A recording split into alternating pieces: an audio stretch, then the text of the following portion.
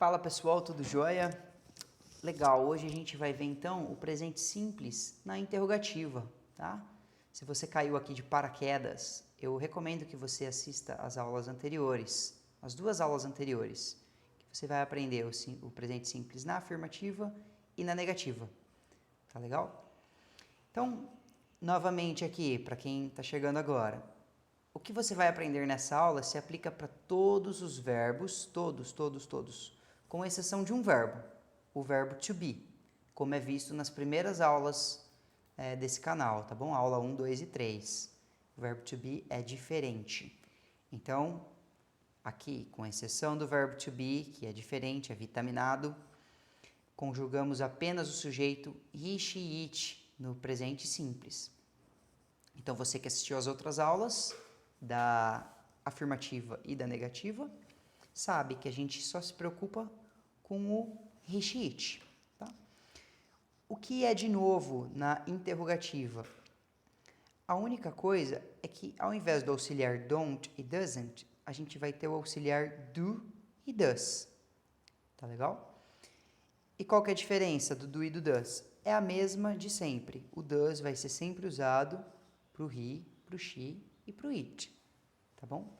O verbo, novamente, é igual para todos os sujeitos, não tem mudança igual tem no português. É de índio mesmo, parece índio. Eu trabalhar, você trabalhar, nós trabalhar, tá? É assim mesmo. O que faz do inglês um idioma fácil, tá bom? Pelo menos nessa questão.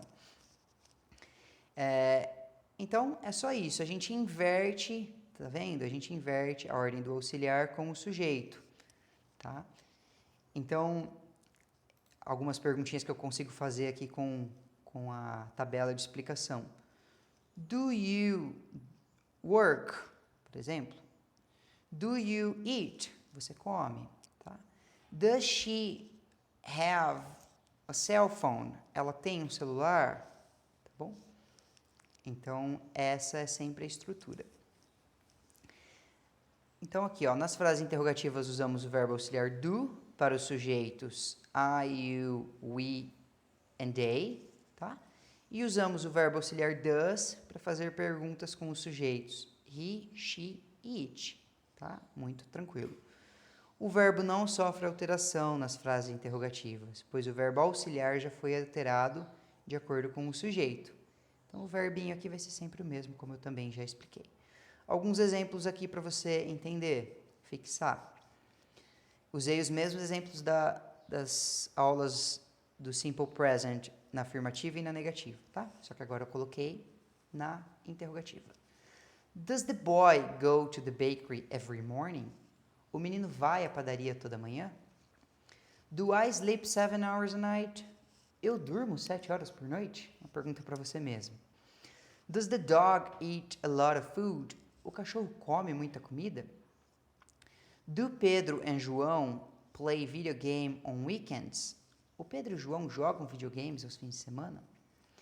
Does she have many friends? Ela tem muitos amigos? Do Tiago and I like to buy comic books? Eu e Tiago gostamos de comprar gibis?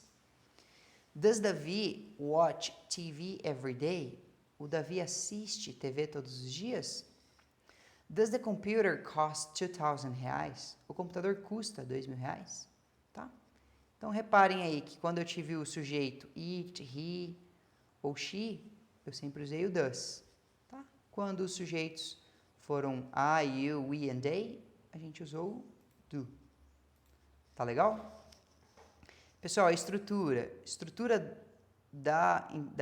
de uma pergunta no Simple Present vai ser sempre ou do ou does, de acordo com o sujeito, tá?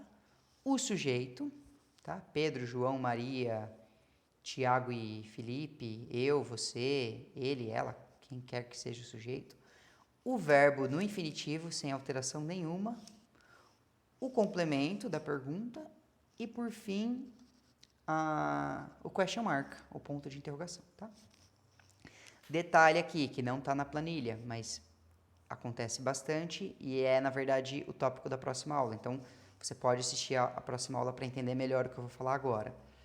A gente tem o WH words, que seriam as palavras WH, né, que a gente chama em inglês, que nada mais são do que palavras que ajudam nós a fazermos perguntas mais específicas.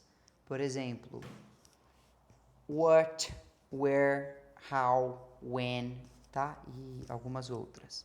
Essas perguntas podem muito bem aparecer em perguntas. Eu não coloquei aqui elas, porque a gente é o assunto da próxima aula, como eu comentei, então você pode assistir a próxima aula acabando de ver essa aqui para entender. Porém, se você não for assistir a próxima aula, são perguntas que são palavras que fazem a pergunta ficar um pouco mais específica. Por exemplo, do you work? É uma pergunta, você trabalha?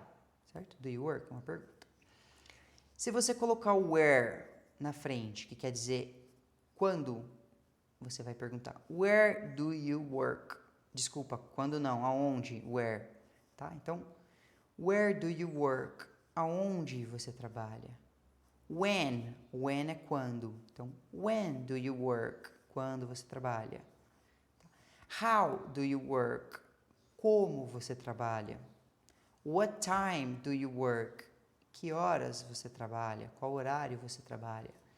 Então, são palavrinhas que podem vir antes do auxiliar, que deixam a pergunta mais específica, tá? Onde, quando, como, tá? E assim por diante. Qual, e assim por diante. Tá bom, pessoal? Espero que tenham entendido. Assistam as 2 aulas anteriores e também as aulas do verbo to be, que são as aulas 1, 2 e 3, tá? Para entendimento completo do Simple Present. Valeu, pessoal. Um abraço.